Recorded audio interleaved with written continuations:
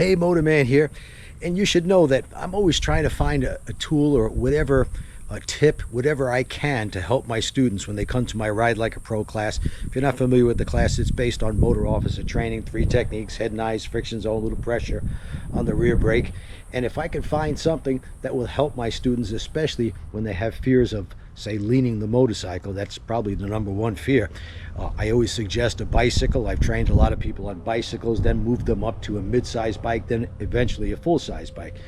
But I've learned lately that the e-bikes actually work a lot better for that purpose, to teach riders to lean, turn, and swerve. And I've got one here today.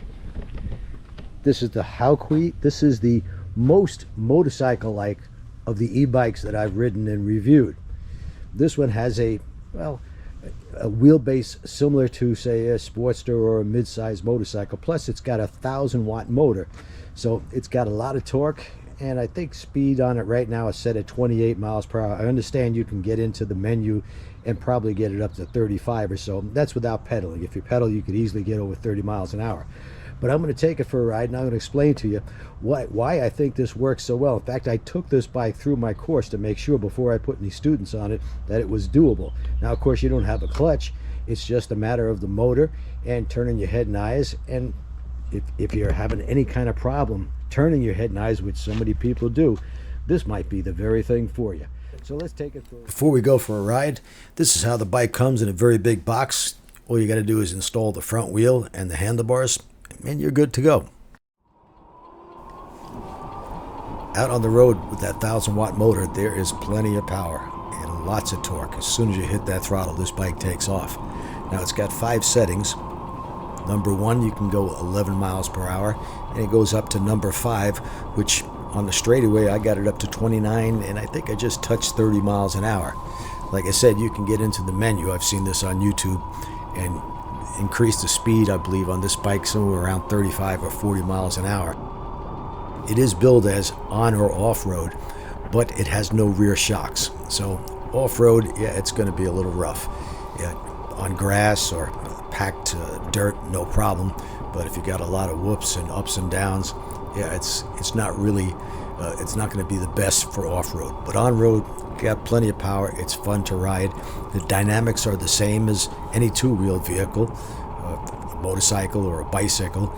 If you push forward on the left grip, the bike will lean left and go left. Push forward on the right grip, it leans right and goes right.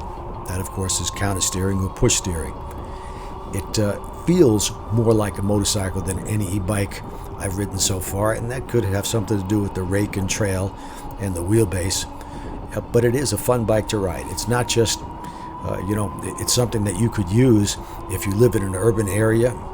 Yeah, you're in Manhattan, you live in Manhattan, you work in Manhattan, you could easily ride this through traffic. Top speed in Manhattan during rush hour is probably about 5 miles an hour. But I would, if it were me on this bike, yeah, I would do some lane splitting and get to where I need to go in a pretty good hurry. As you can see, the speedometer can be clearly seen. It tells you how much battery you have left. I believe this has a range of up to 60 miles, but that really depends upon whether you're pedaling, if you're just using the motor, or if you're actually just using the throttle. The faster you go, of course, the more power you're going to use. This bike is equipped with hydraulic brakes front and rear, and they do stop on a dime. More than powerful enough for this e-bike. So then, of course, I took the e-bike to my course, and just to try it out, because I'm going to be using this with students who, they have that fear of leaning the bike, turning, swerving quickly. They fight using their head and eyes. Head and eyes means turning your head and eyes and looking only where you want the bike to go. If you don't do that on a motorcycle, you're in deep trouble. If you look at the thing you don't want to hit, guess what? You're going to hit it. And, of course, being a two-wheeled vehicle, the techniques are going to be the same on this. You'll learn to lean the bike because you should have no fear of dropping. It only weighs 80 pounds. A lot of people have a fear of dropping an 800-pound motorcycle, and understandably so. But with the e-bike, it weighs 80 pounds. I mean, if it starts to tip over, you're going to be able to stop it from going over. Doesn't matter how far it leans over, you could still just put your leg out, straighten up the motorcycle or the e-bike.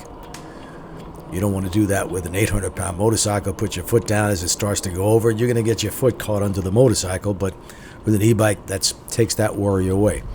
So the best thing you could learn on this is to get over your fear of leaning, and also how to use your head and eyes. You'll notice very quickly on an e-bike that if you turn your head and eyes and look where you want to put that front tire, it'll go there every time.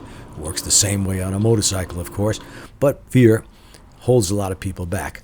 Here I am going through the intersection, and this is a four-leaf clover, or iron cross, some people call it, and notice the way the bike leans. I turn my head and eyes, and around it works the exact same way. So when I have a student that I see has a high fear level, I plan on putting them on this bike till they get over that fear of leaning and realize that as long as you are above 5 miles an hour, you're not going to fall over, because above 5 there's more force pulling you forward than gravity pulling you down.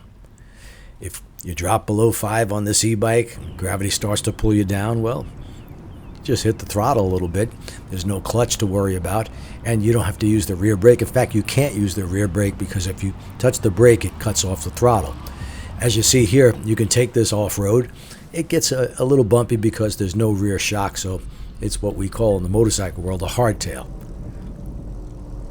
But the bike leans just like a motorcycle does, so it's a great tool for teaching people to get over that fear of leaning their bike. And it's a good looking bike too. It looks like a mini motorcycle.